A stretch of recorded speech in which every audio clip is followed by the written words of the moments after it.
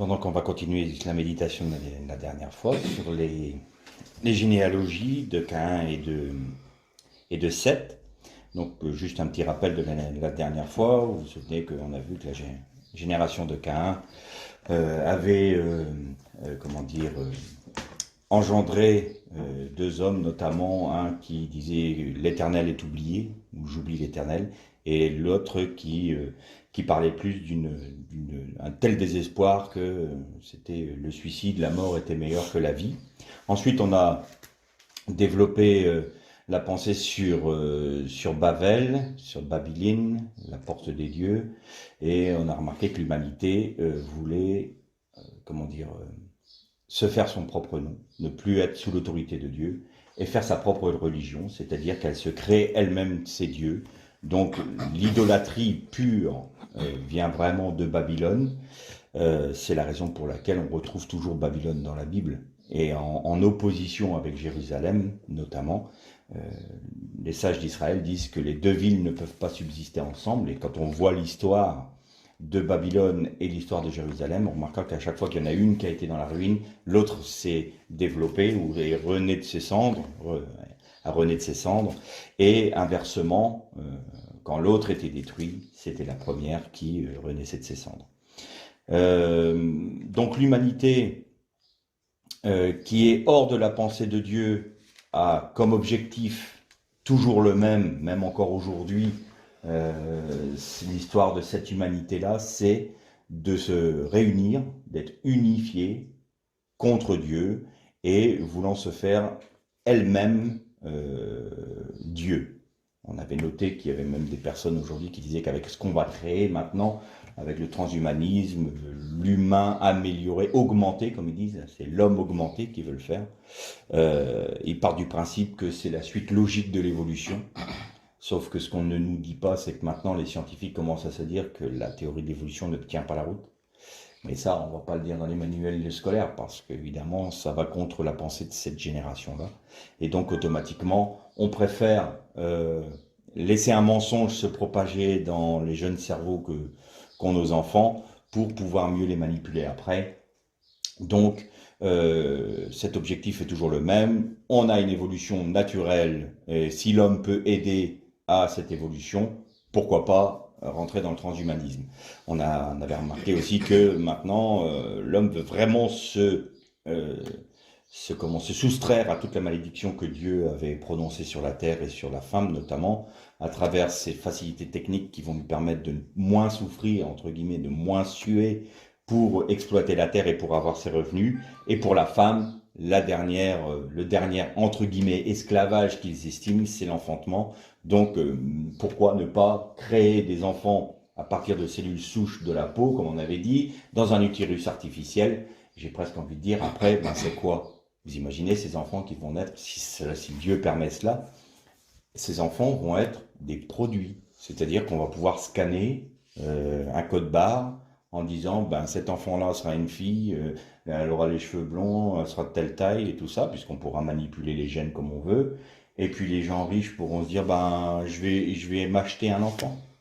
C'est ça l'idéal de l'humanité, c'est de faire que l'homme est un produit que l'on achète, que l'on vend, que l'on... Oh, puis celui-là ne m'intéresse pas, on le jette à la poubelle, on prend un autre. C'est ça l'idéal. Donc on avait noté aussi que les philosophes nous disent que l'humanité, en ayant une meilleure connaissance scientifique et en améliorant la technologie, allait automatiquement gagner en sagesse. J'en suis pas très convaincu. Parce que vu ce qu'on nous annonce, enfin ce que les hommes veulent faire, je trouve que c'est un monde irrationnel, un monde désincarné, un monde dur et un monde, alors oui, aseptisé, parce que c'est sous couvert de science. Mais je discutais avec une sœur il y a quelque temps là, et je dis cette science-là, c'est les nazis qui l'ont mis au point. Je crois qu'aujourd'hui, le docteur Mengele, je dirais, dis donc, ils ont avancé plus que moi, dis donc. Et moi, on me condamnait. Enfin, le monde est ainsi fait. Donc, je vous invite à ouvrir vos Bibles dans le livre de la Genèse. On va lire simplement la fin du chapitre 4, on va lire à partir du verset 25, juste à la fin. Donc, Genèse 4, verset 25.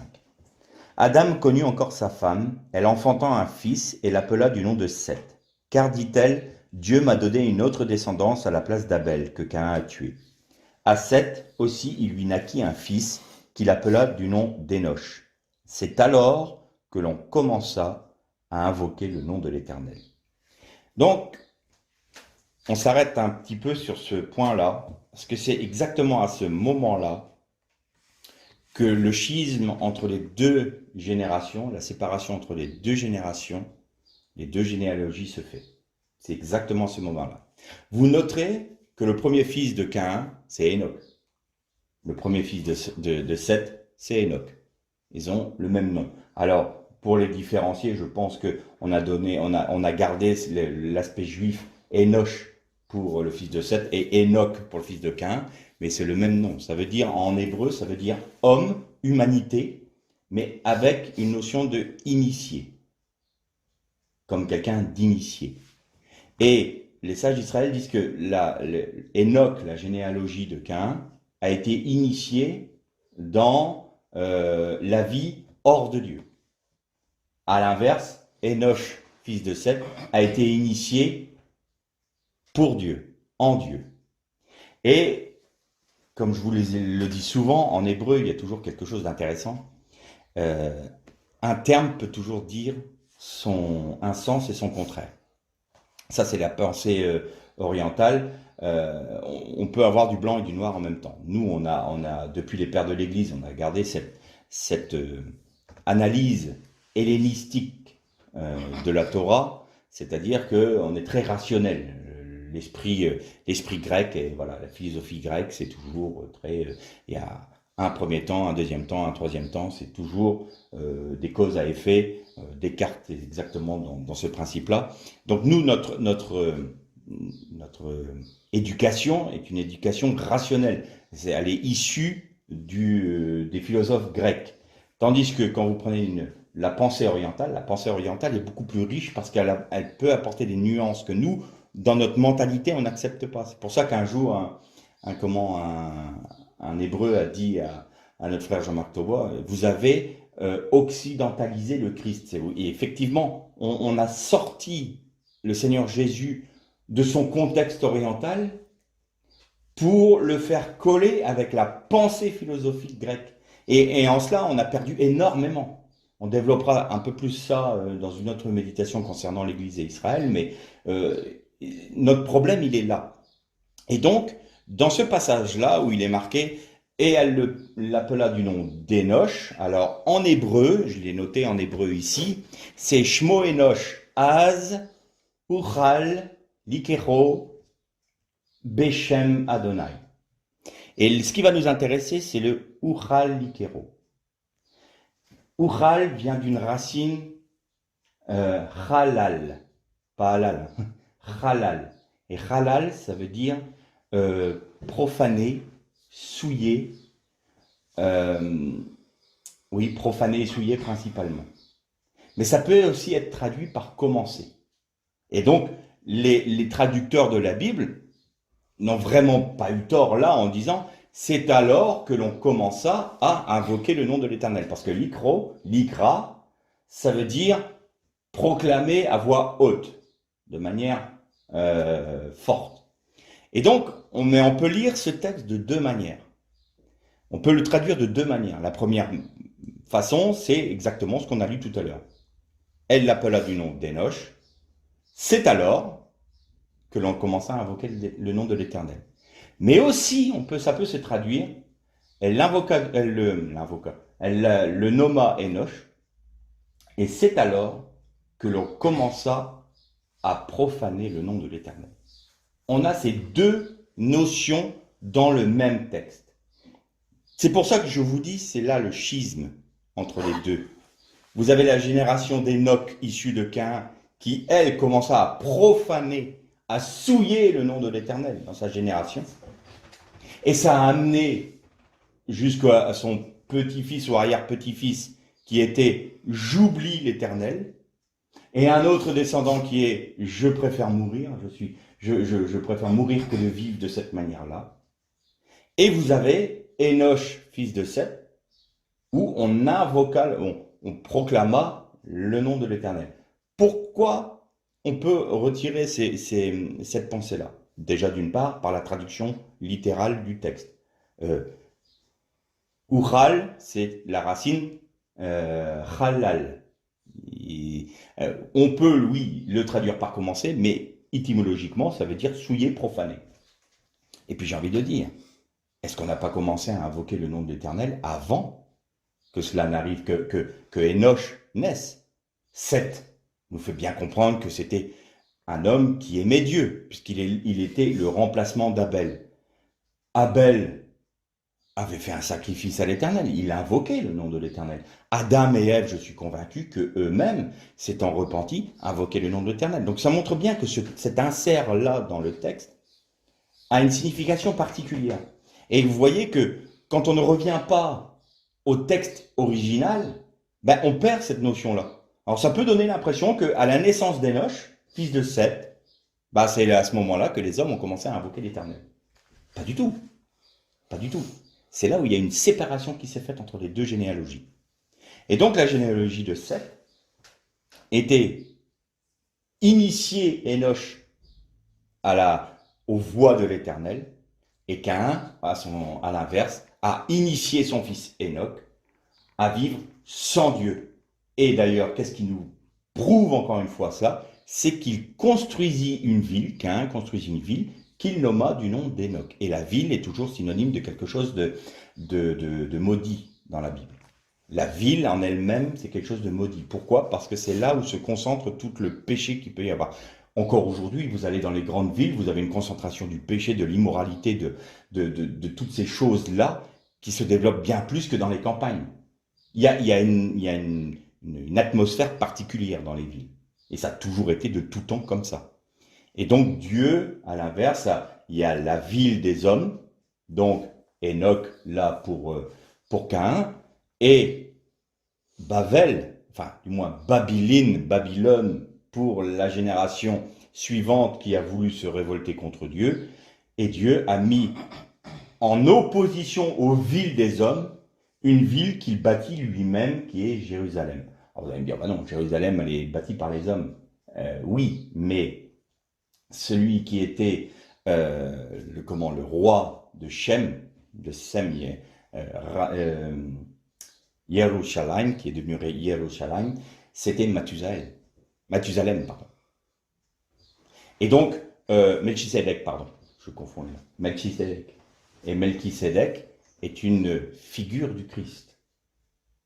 Vous voyez que quand Abraham a été donné la dîme à Melchisédek, en hébreu c'est Melchisédek, il a donné la dîme de tous ses biens à quelqu'un qui était plus haut que lui. Et pourtant, Abraham était l'homme de la promesse de Dieu. Donc j'ai envie de dire, les villes cananéennes étaient plutôt inférieures à Abraham. Et là, Abraham va donner la dîme de ses biens à ce roi. Et ce roi est une figure du Christ, une figure du Mashiach. Et donc, cette ville-là, qui est devenue Yerushalayim, elle a aussi son... on revient avec Maïm, les eaux d'en haut et les eaux d'en bas. Vous savez que il y a un texte qui nous dit que les choses d'en bas sont les ombres des réalités célestes. Eh bien, quand vous avez le mot Maïm, on a vu ça l'autre fois, il y avait deux mêmes. Vous savez que les lettres ont toujours une correspondance pictographique. Et les mêmes, c'est de l'eau. La lettre même, le symbole, c'est des vagues, c'est de l'eau. Donc vous avez vraiment ce symbole, le même d'en haut et le même d'en bas, qui est séparé par un yod, et qu'on pourrait dire c'est la rakia, la voûte céleste. Donc on a vraiment cet aspect-là. Et il y a une Jérusalem céleste, une Jérusalem de l'eau d'en haut, du Maïm d'en haut. Et une Jérusalem qui est son ombre ici-bas. D'ailleurs dans l'Apocalypse, on verra que la nouvelle Jérusalem descendra du ciel pour être à la place, en lieu et place de la Jérusalem terrestre, et de là le Christ dirigera le monde, aura son royaume sur terre. Et donc, vous voyez que c'est à ce moment-là qu'il y a cette séparation entre les deux généalogies. Et les deux généalogies ont parcouru leur chemin. Il est arrivé un moment de l'époque de la première génération, donc des 10 générations premières, c'est que le texte biblique nous dit que les filles des hommes étant belles, les fils, comment c'est le texte déjà? Les fils de Dieu virent que les filles des hommes étaient belles. Alors, on pourrait se dire, il y a deux écoles qui se disputent là, et je pense que moi, je crois que c'est la partie médiane qu'il faut prendre. Il y a ceux qui disent, c'est les fils de Dieu, selon un texte, les fils de Dieu se rassemblèrent devant l'Éternel et donc sont des anges. Et il y en a d'autres qui disent, ben oui, mais c'est pas possible, parce que d'après ce que Jésus dit, vous ne disiez aux Sadducéens, vous ne comprenez pas, il n'y aura ni mari ni femme dans l'au-delà, parce que vous serez comme des anges, c'est-à-dire, ben, il n'y a pas de vie sexuelle, il n'y a pas d'union entre hommes et femmes dans les cieux. Donc là, de par cet aspect-là, ça ne tient pas l'histoire des anges qui viennent pour épouser des filles des hommes. Et en même temps, donc on dit, bah, les fils de Dieu, c'était les hommes de la généalogie de Seth, qui ont vu que parmi les fils, la généalogie de Caïn, il y a des filles qui étaient belles. Et moi, je pense que c'est un peu un mixte des deux. Et on sait que des anges peuvent s'incarner, mais pas les anges bons. Parce que les fils de Dieu, c'est les mondes angéliques. Mais vous avez aussi Satan qui va auprès de Dieu, qui est aussi appelé un fils de Dieu. Tous ont été créés. Alors, ça c'est mon point de vue. Chacun a la liberté de l'accepter ou non, puisqu'un commentaire par définition n'est pas inspiré. Il est simplement là pour que la Torah puisse nous être révélée. Mais je pense qu'il est possible que des anges déchus se soient incarnés pour avoir des relations avec des filles des hommes. Ça me paraît possible. Alors, ou c'est les fils de Seth qui ont vu que dans l'autre généalogie, il y avait des filles qui étaient jolies et donc ils se sont mariés avec elles, ce qui a fait que ça a souillé cette génération-là, cette généalogie-là. Et d'ailleurs, on voit qu'à la fin, qui reste juste? Que Noé. On voit bien que dans la généalogie de Seth, tout s'est délité. Il est resté Noé et sa famille. Donc ça montre bien qu'il s'est passé quelque chose. Il y a la généalogie de Caïn a pris l'ascendant sur la généalogie de Seth, qui a amené le jugement. Donc, pour en arriver au point où il y a des géants sur la terre, des géants aussi dans le domaine du péché et tout, il est possible que des anges déchus se soient incarnés. Bon, là, je laisse à votre réflexion et vous voyez ce que le Seigneur vous met sur le cœur. Ça me paraît assez probable comme ça, mais que des anges seuls qui viennent prendre forme humaine ça me paraît un peu tiré par les cheveux, et ça contredit un peu ce que Jésus disait. Donc voilà, je mets juste ça à votre réflexion. Donc, les deux généalogies poursuivent leur cheminement jusqu'au déluge de Noé. Et à Noé, c'est un recommencement. On a vu ensemble que l'Esprit de Dieu planait à la surface des eaux via la colombe. On a parlé de la colombe il y a quelque temps. Et puis, une nouvelle génération se met en place avec Japheth, Shem et Ham. Et on a vu que Ham était le prolongement de la généalogie de Caïn, puisqu'il a reproduit exactement les mêmes choses, notamment avec son père, et qu'il n'avait pas le respect qu'il devait à son père, donc pas le respect à son géniteur, tout cet aspect respectueux et honorable que doit avoir un enfant envers son père humain, mais par extension son père éternel, son créateur. On voit bien que Ham a rejeté tout ça et qu'il est rentré dans le péché à nouveau. Ensuite, on va vers Babylone, et vous notez une chose intéressante. Babylone se trouve à l'orient du jardin d'Éden. Et le fils de Caïn, pardon, quand il est sorti de la présence de Dieu, il nous est dit, il se dirigea vers le pays de Noun ou de Nod, qui est à l'orient de l'Éden. Et bien vous notez que l'endroit où a été construit Babylone, c'est là où Caïn a été, à l'orient d'Israël, à l'orient du jardin d'Éden. Donc toute cette histoire de vouloir rebâtir une ville pour vivre sans Dieu, c'est toujours les mêmes choses. Vous avez Jérusalem qui va être le jardin d'Éden, j'ai envie de dire, le symbole du jardin d'Éden, et vous avez Babylone. C'est toujours la même chose. Les hommes contre Dieu vont retourner toujours à Babylone. Alors après, ça sera spirituellement, bien sûr, parce que ça va aller vers Rome. Rome va être appelée par l'apôtre Paul Babylone. Pourquoi? Parce que c'est le gouvernement de l'époque, l'Empire romain était le gouvernement mondial, celui qui avait sa loi, son armée, et sa langue était dans tout l'Empire. Et à l'époque, l'Empire, c'était le monde pour les gens de ce temps-là, parce qu'ils voyaient pas, ils n'avaient pas encore découvert l'Amérique et tout ça. Donc pour eux, voilà, c'était l'Empire romain, c'était les nations dans leur ensemble.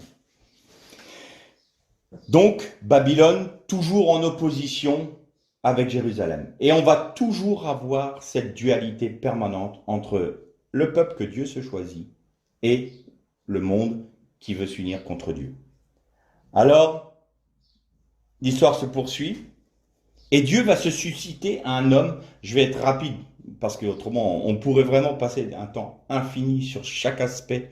Ça serait très riche, mais on n'a pas le temps, donc je vais passer rapidement, comme j'ai passé rapidement sur les généalogies de Caïn la dernière fois.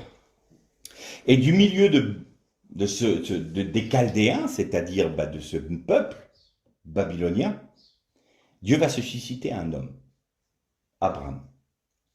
Et il habite en Ur en Chaldée. Donc on est Ur en Chaldée, c'est à peu près sud-est de Babylone. Donc il vivait là. Et il vivait chez son père, et son père faisait des téraphimes, des idoles. Donc Abraham est issu d'un peuple idolâtre. Il a été baigné là-dedans. Et quand vous entendez l'appel, quand vous lisez l'appel que Dieu prononce à Abraham, je suis l'Éternel, sors de ton pays, quitte la maison de ton père. Alors il dit pour le pays que je te montrerai. Mais c'est quitte la maison de ton père pour toi, pour ta vie. Textuellement, c'est pour ta vie. Mais Abraham ne connaissait pas, lui, un Dieu unique. Il était polythéiste, comme tous ses contemporains. Il n'était pas monothéiste du tout.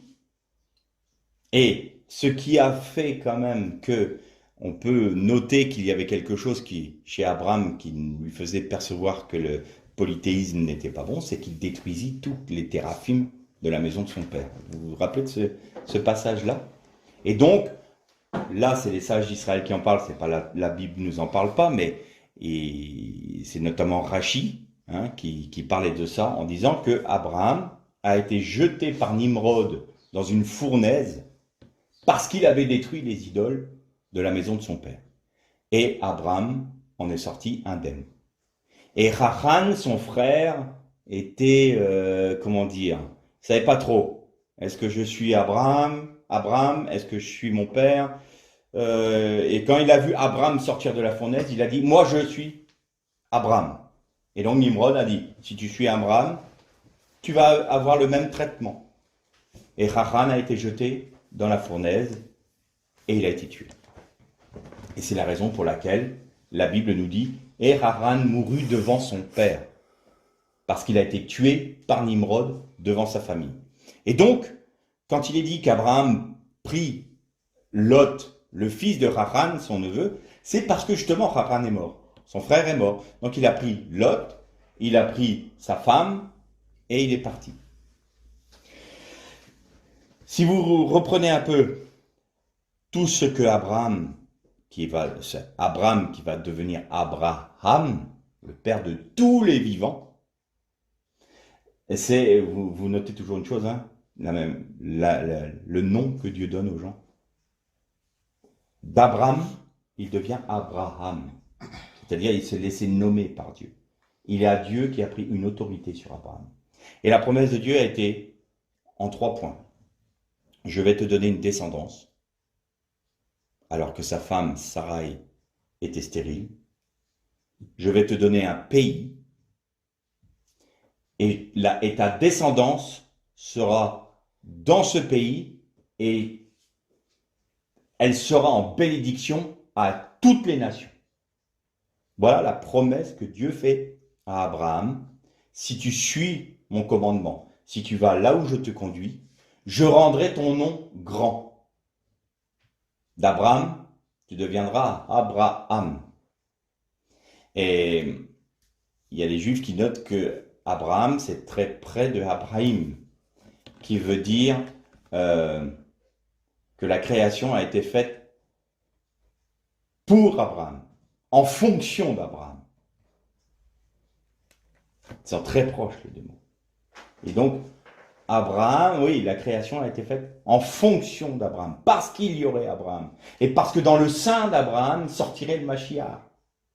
Et du sein d'Abraham sortirait le peuple de Dieu, qui serait, lui, la matrice du Mashiach. Vous voyez? Donc, le principe de la création, donc Bereshit, ça ne veut pas dire au commencement, ça veut dire dans le principe de création. Étymologiquement, c'est ça. Bereshit, dans le principe de la création, Dieu créa. Donc, dans le principe de la création, est sorti, était Abraham, j'ai envie de dire. Et tout ce qui en découle. Et tous ceux qui sont en Christ, tous ceux qui sont en Dieu, sont fils d'Abraham, nous dit l'apôtre Paul. Et c'est la raison pour laquelle Abraham est le père de tous les vivants. De tous ceux qui ont un esprit de vie en eux. L'esprit de Dieu. Donc, il fait cette promesse-là. Et puis, il y a un épisode. Il y a un épisode qui se passe. Abraham lui dit au Seigneur, à un moment, quand il arrive en pays de Canaan, le Seigneur lui dit, voilà le pays que je te montre. Et vous allez noter une chose. Juste une petite parenthèse là. Abraham commence par le nord du pays d'Israël. Il fait un hôtel. Ensuite, il va dans le centre du pays. Et là, il fait un autre hôtel. Et ensuite, il va dans le sud du pays. Et il fait un autre hôtel.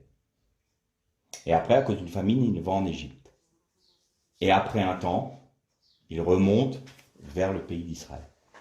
Et bien, quand vous regardez la conquête de Canaan par les Israélites, quelques centaines d'années plus tard, 500 ans à peu près, vous voyez que la conquête du pays s'est faite exactement comme Abraham a parcouru le pays, du nord vers le sud. Et le peuple d'Israël est sorti d'Égypte pour revenir en Israël. Donc, il y a le cheminement d'Abraham est un cheminement prophétique de ce que sa descendance va vivre. Voilà, je ferme juste cette parenthèse-là. Et il y a un autre épisode, donc Abraham voit le pays, il dit bien, il ne possédait rien, il était nomade. C'est-à-dire qu'Abraham vivait que par la foi. Aucune terre du pays de Canaan ne lui appartenait.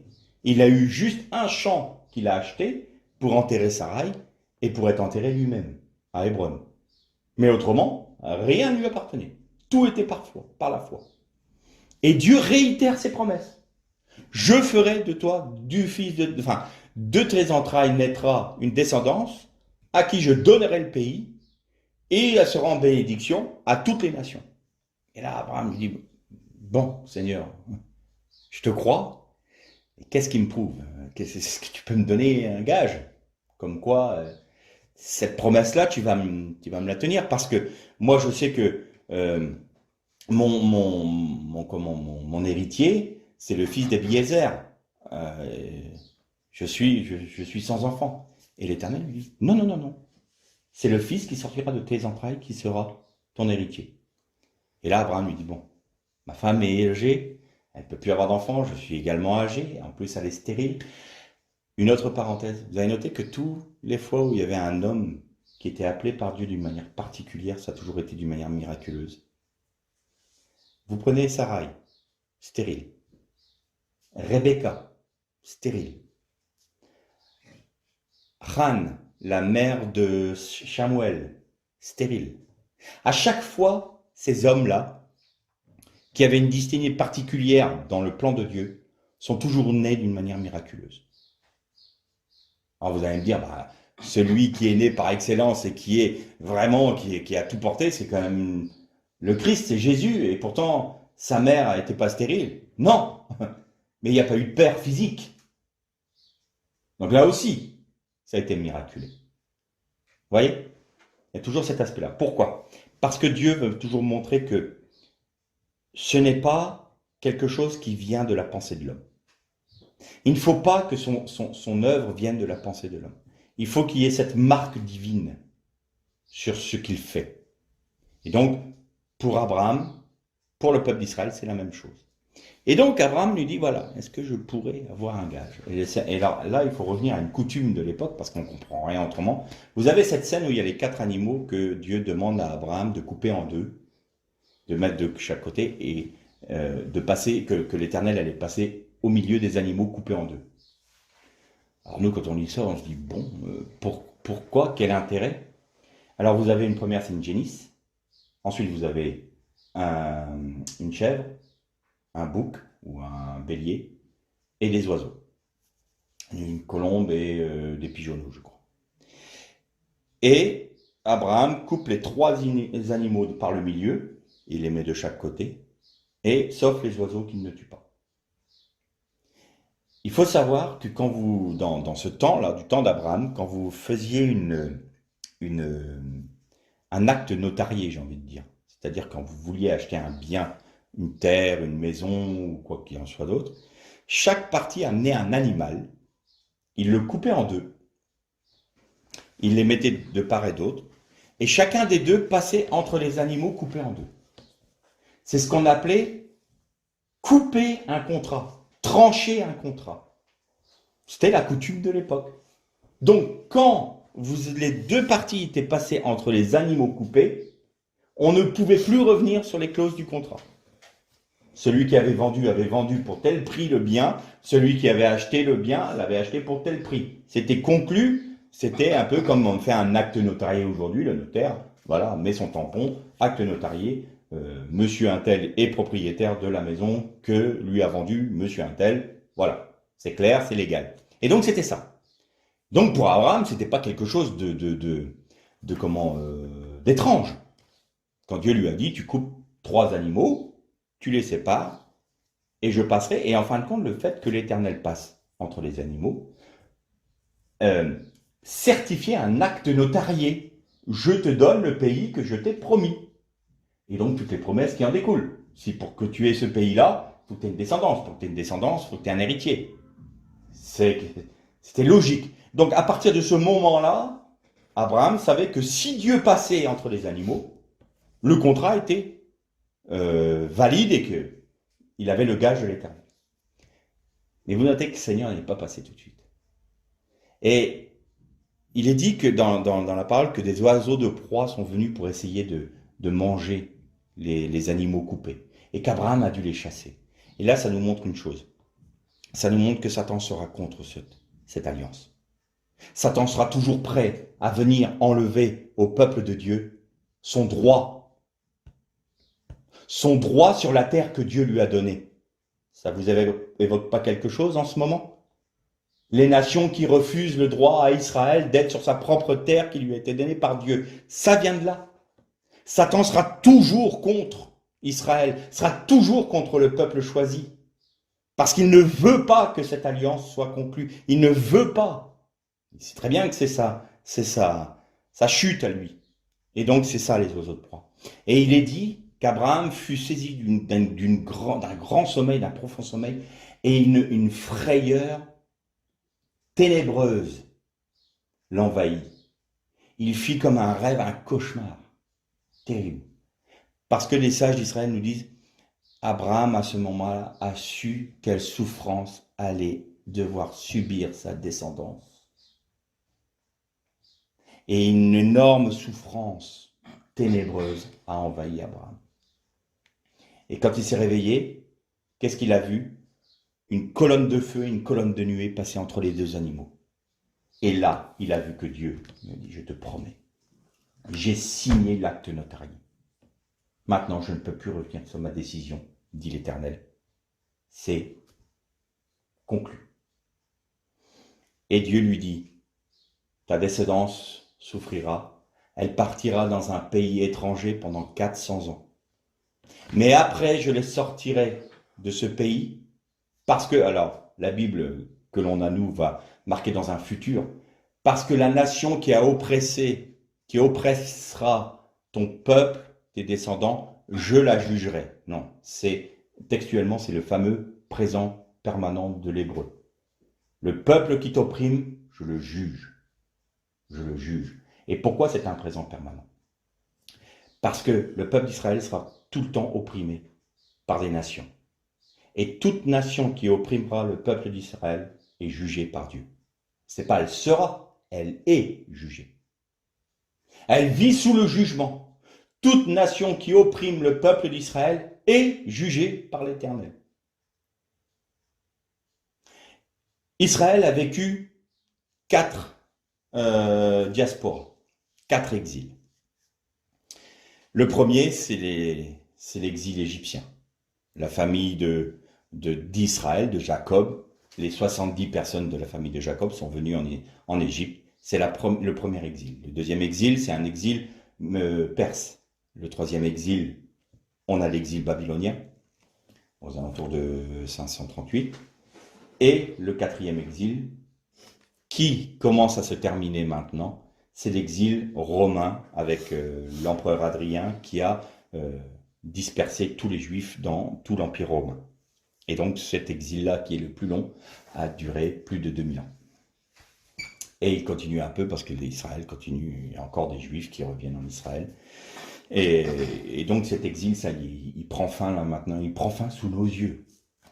Et ce que le prophète avait dit, quand mon peuple sera rassemblé, sortira des nations et sera rassemblé, ça sera le temps de la fin des nations. Le temps des nations se terminera.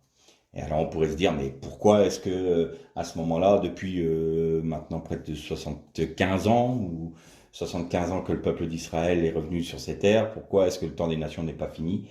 Eh bien, il y a quand même un passage particulier qui dit que tant que les nations fouleront le lieu saint, le saint des saints, ce n'est pas le temps de la fin des nations. Et vous avez noté que quand le temple a été détruit, et c'est ce que disait Jésus à ses disciples, quand vous verrez l'abomination et la désolation, de la désolation. En fait, le mot hébreu est très parlant. Il y a des moments où la Bible est crue. Textuellement, c'est quand vous verrez la crotte, l'excrément, qui donne la désolation. C'est que le temps des nations est là. C'est que le royaume des cieux, le royaume de Dieu, arrive. Quand les disciples lui demandent un signe, vous verrez des tremblements de terre, une nation, un royaume fera la guerre à un autre royaume. Et Jésus dit non, c'est pas les signes. D'ailleurs, ses disciples lui demandent quel est le signe, le au singulier, qui nous fera reconnaître que tu vas amener ton royaume. Et Jésus, il dit, dans la suite, vous verrez tremblements de terre, et vous entendrez parler des tremblements de terre, il y aura des inondations, il y aura des choses. Mais ça, c'est naturel. Ne vous effrayez pas. Il y en a un qui dit même à un moment, les uns diront, là est le Christ, là. Ne les écoutez pas, ce n'est pas ça le signe. Le signe, c'est quand vous verrez là, l'excrément qui apporte la désolation sur le lieu saint. Là, vous savez, levez la tête. Parce que le royaume des cieux arrive. Et qu'est-ce que c'était que ce... Alors nous, on pense que ça va venir, puisque ça dure tellement longtemps. Vous avez dit la dernière fois, ou une des dernières fois, que la plus grande épreuve pour l'homme, c'est l'attente. Et les disciples, qu'est-ce qu'ils ont vu? De leur vivant, ils ont vu les armées de Titus arriver et détruire le temple. Et qu'est-ce qu'on fait? Et vous savez que pendant la révolte de 70, entre 66 et 70, les Juifs ont mis, excusez-moi le terme, mais la misère aux Romains. Les Romains ont été humiliés. Il y a une légion entière qui a été décimée. a été totalement décimée. Et les autres avaient bien pris des bonnes gifles, quoi. Et à tel point que les Romains ont voulu tirer vengeance de ça. Et donc, ils ont rasé le temple. Et les légions sont venues avec leur emblème, vous savez, ceux qui aiment les fanions de chaque légion, et sont venus le planter où? Exactement à l'endroit où était le lieu saint, le Saint des Saints.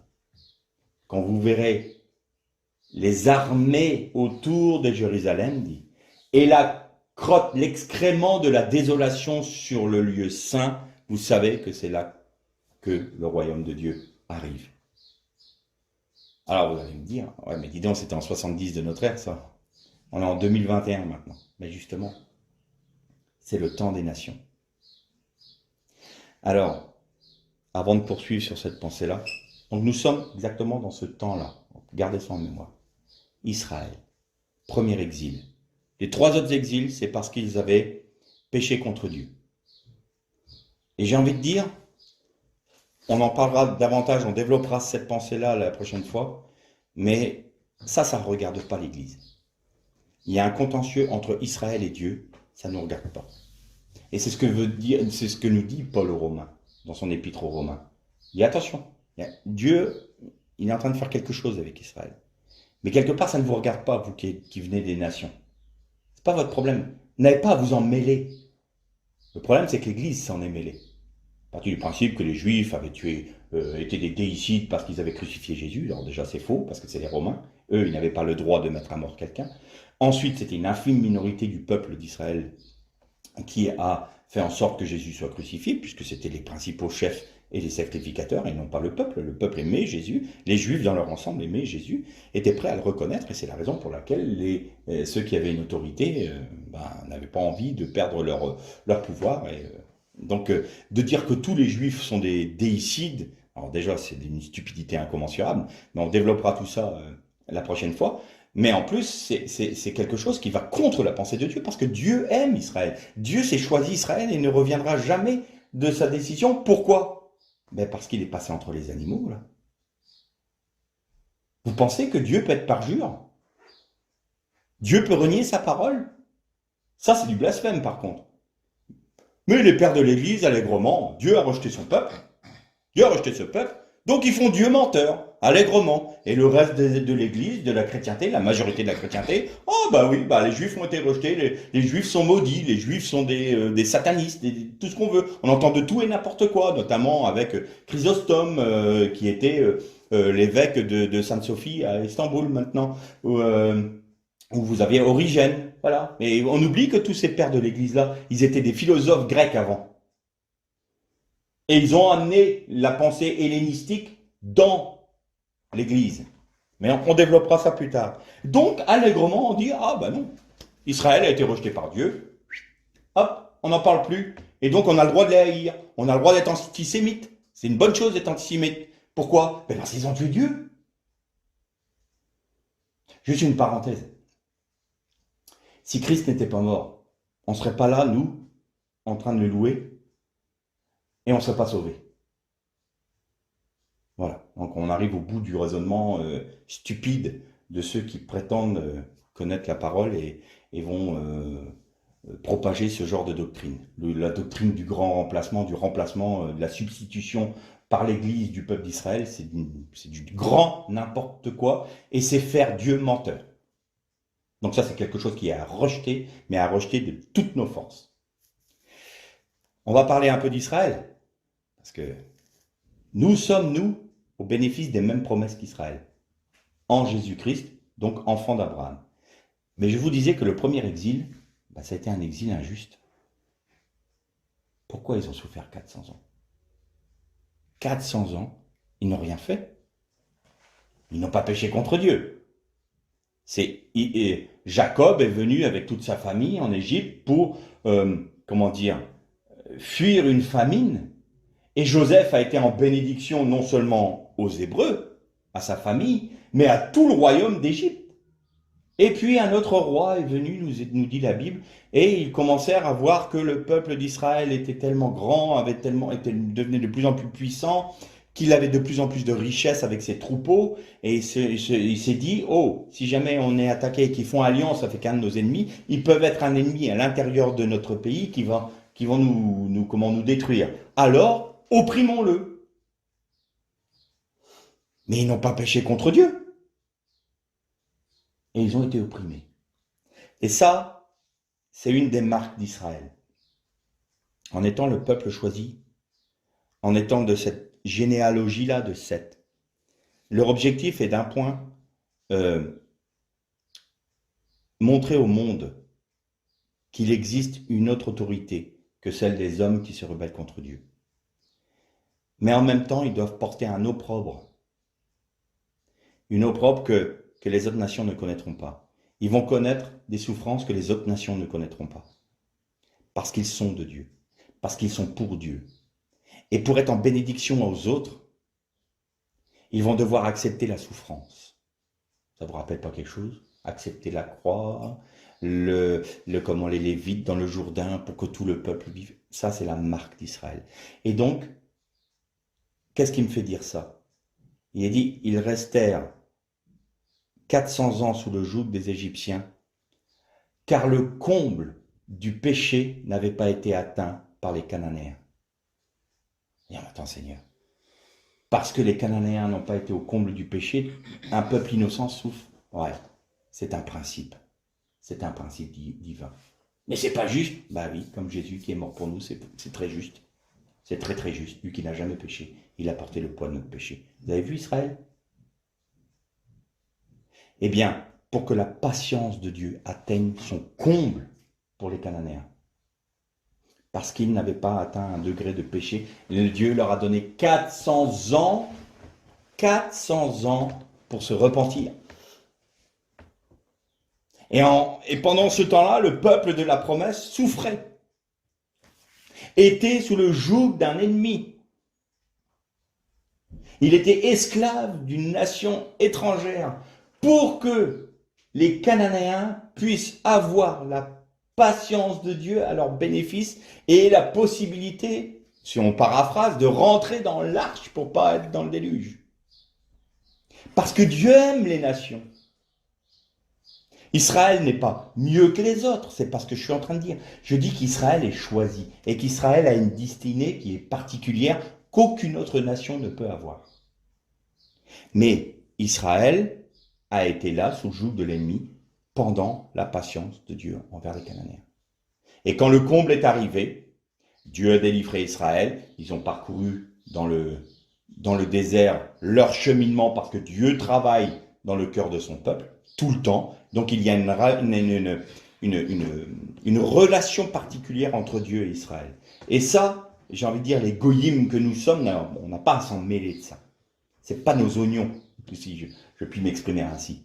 Ça ne nous regarde pas. Ça, c'est entre Dieu et Israël. Et on n'a pas à toucher à ça. On a simplement à reconnaître qu'Israël a fait ça. Et puis encore une fois, alors Israël a péché, bien sûr, Israël a fait son cheminement, ils ont voulu se prendre un roi plutôt que... Ok, maintenant vous avez toute cette histoire-là. Mais à l'époque, la possibilité des nations de devenir juifs, dont être au bénéfice des mêmes promesses qu'eux. Promesses du royaume à venir avec le Mashiach. Et vous avez Jésus qui est venu. On est toujours dans ce fameux contentieux qu'on ne doit pas toucher entre Israël et le peuple juif.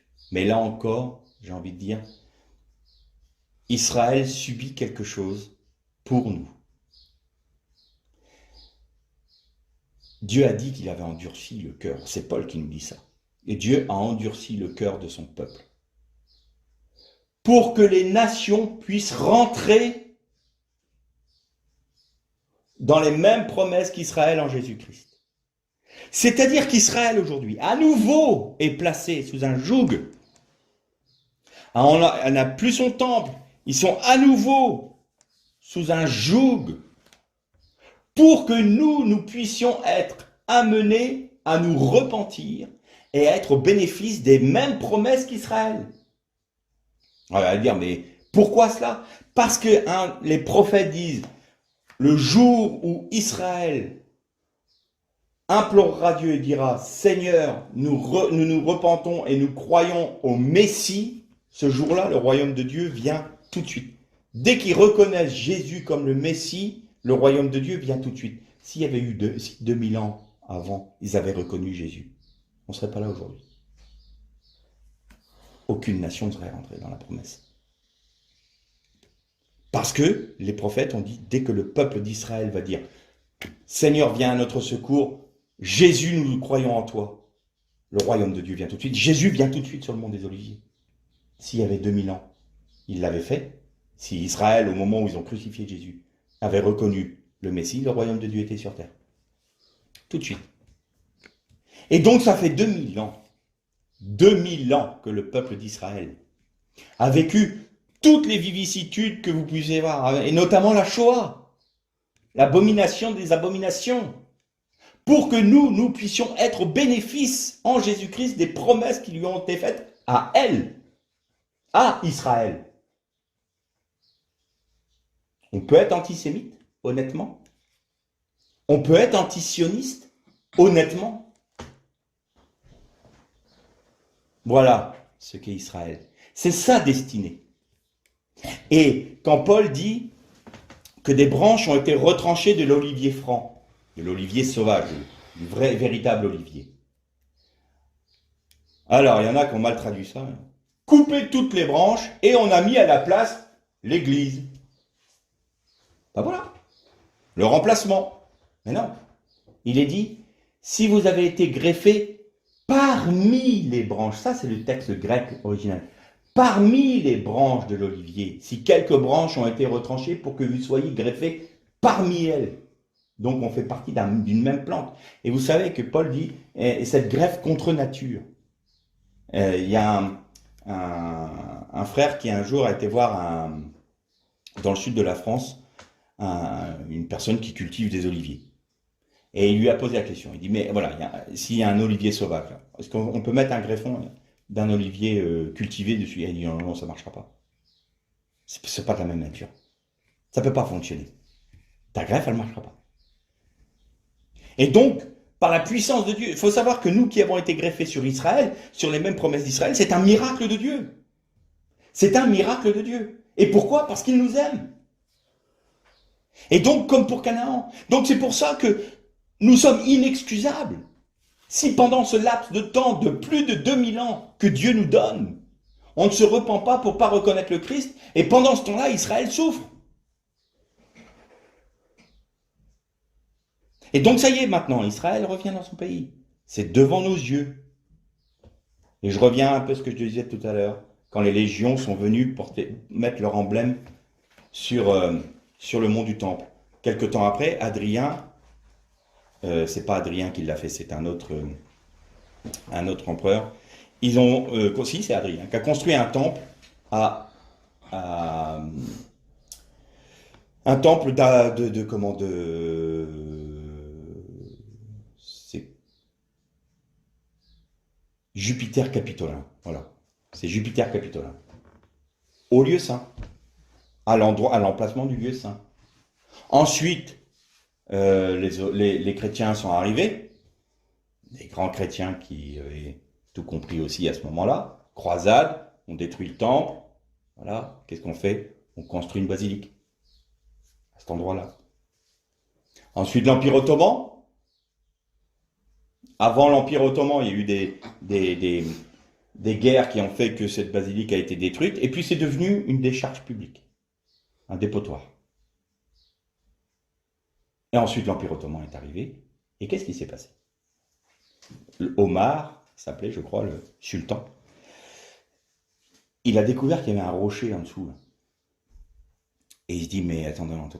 Parce que si les Hébreux ont aussi une culture de la tradition orale, les Arabes l'ont également. Et ils peuvent se transmettre de génération en génération sans qu'il y ait un moindre mot qui est modifié ou qui ait été changé, une pensée.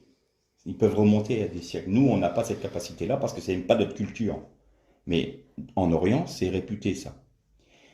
Ils savaient très bien qu'il y avait le rocher de la ligature. Alors pour les musulmans, c'est Ishmaël. Mais pour les juifs et les chrétiens, c'est Isaac. Et ce fameux rocher qui a été dressé en stèle de Jacob, de l'échelle, c'est ce fameux rocher-là aussi. Et c'est ce fameux rocher-là qui était sous le lieu saint. Et Omar a constaté qu'il y avait ce rocher-là. Et il a dit, mais attends ça, il est inadmissible qu'il y ait des détritus dessus. C'est une stèle sainte. Il a fait nettoyer tout. Il l'a enchâssé.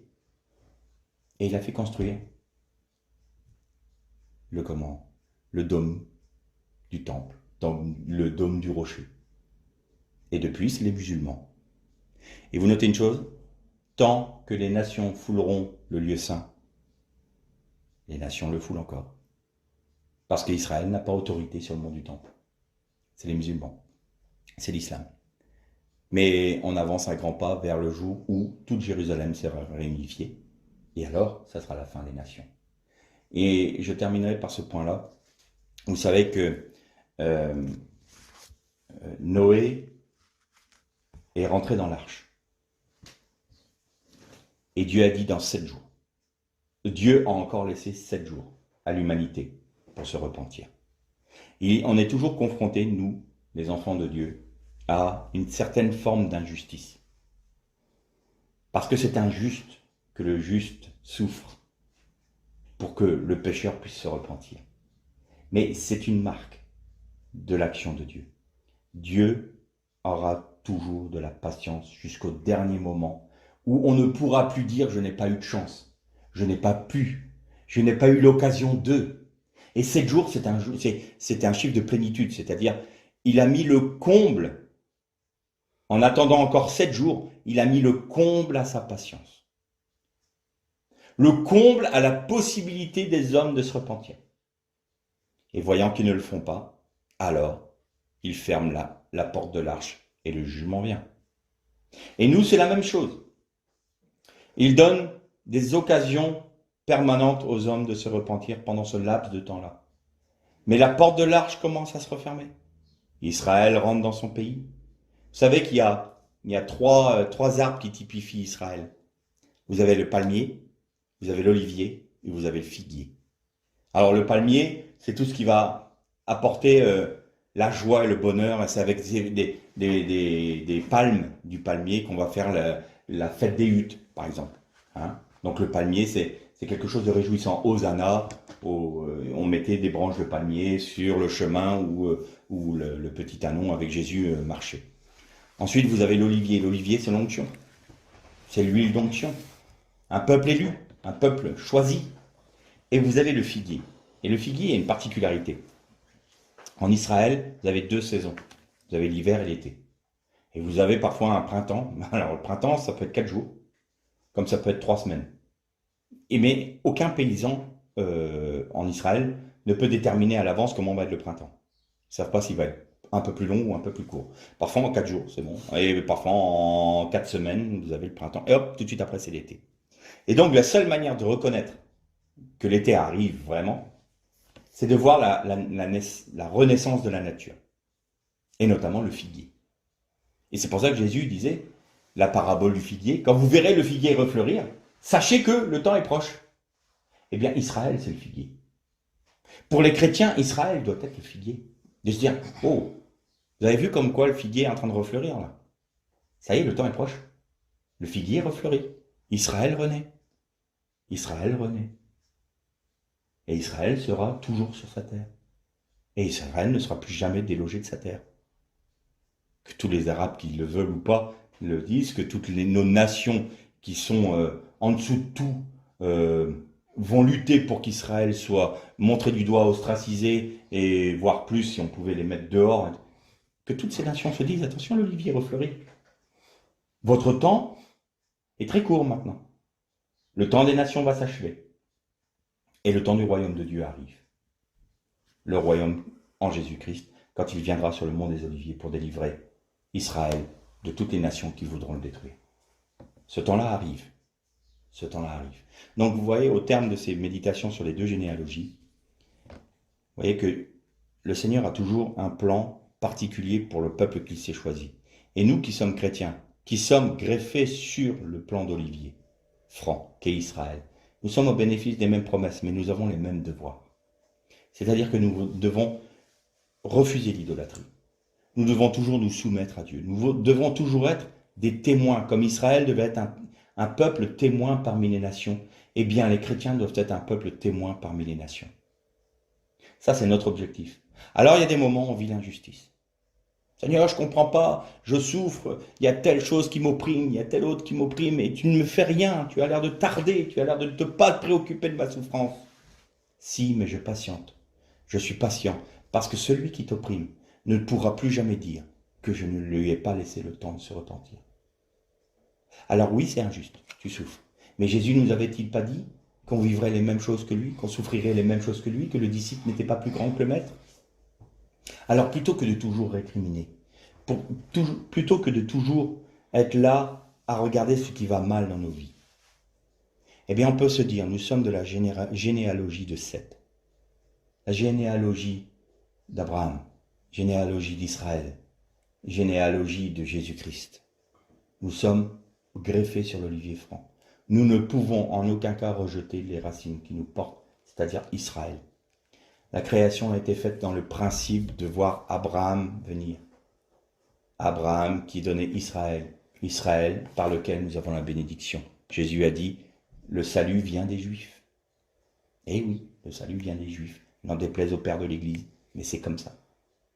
Et alors, il y a des injustices que l'on vit parce que le Seigneur est patient envers le monde, parce qu'il ne veut qu'aucun homme ne périsse, mais qu'il se repente et qu'il vive. Mais le voudra-t-il? Donc dans ce laps de temps-là, toujours la même exhortation. Encouragement en Jésus-Christ. Les yeux fixés sur lui. Supporter avec patience les épreuves par lesquelles nous passons par la grâce de Dieu, parce qu'il nous accorde sa grâce dans ces temps-là.